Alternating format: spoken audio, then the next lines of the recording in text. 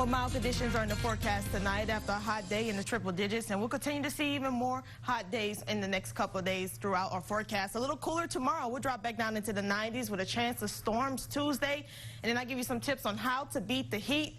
After another hot weekend has passed, we're looking forward to see another hot weekend. And across Texas, pretty hot as well. 101 in Abilene right now. It's 102 here in Laredo as well. 91 in Marfa. 90s, upper 90s in the Lone Star State, and seeing some lower 90s, a little cooler to eastern Texas, but overall not a lot of variation with temperatures. Definitely a hot summer-like day. And if we pan this out of where we started when we first started May, well, we were in the 80s and then jumped into the 90s for the second day, got into the 80s for a bit. Then the triple digits came into the forecast, and we're just only in the second week of May and already seeing a little more above average times temperature as far as going into the beginning of May. As we head into the peak of severe weather season right now, looking at temperatures right now, we were in the 80s and then rose up into the 90s, got to 100 degrees by 3 p.m. So already seeing plenty of sunshine to help influence that, with the winds also helping as well, bringing in that hot air, especially in the Gulf moisture into our region here. Seeing Concho Valley continue to hold on to teens and a little more gusty conditions going into tomorrow. Well, we'll see some influences from a dry line. It'll make things starting out west be a little gusty as you see it, as that burst, that wind speeds picks up here from west to east tomorrow. We'll see that because of those change of rain and storms that's coming to the Concho Valley. But right now it's 103 and starting to see it's hot there and in Robert Lee right now, a little couple degrees hotter than us. Seeing some mid to lower 90s for the southern eastern half, seeing 100 in Loyne. All of us feeling the heat, so I hope you guys are staying hydrated.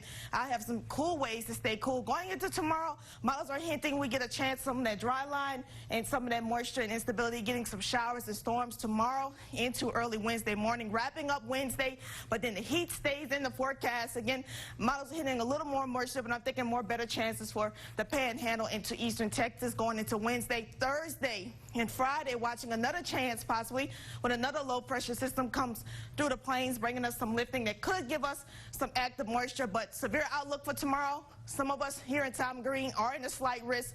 Most of the Concho Valley kind of splits us a little bit, and then seeing moderate risk for the first category going into the rest of the Concho Valley, where we could possibly see definitely these impacts, most likely hail always being one, especially as we head into severe weather season and wrapping up with it. Damaged winds is another one, and then heavy rain and lightning, which is prominent with most of these storms. And to beat the heat and remember all these tips, drink plenty of water, wear sunscreen, check on your pets, and look before you lock. Don't leave your loved ones or your pets in the cars. That's one way. And then let's play with water to cool off going into the rest of the week.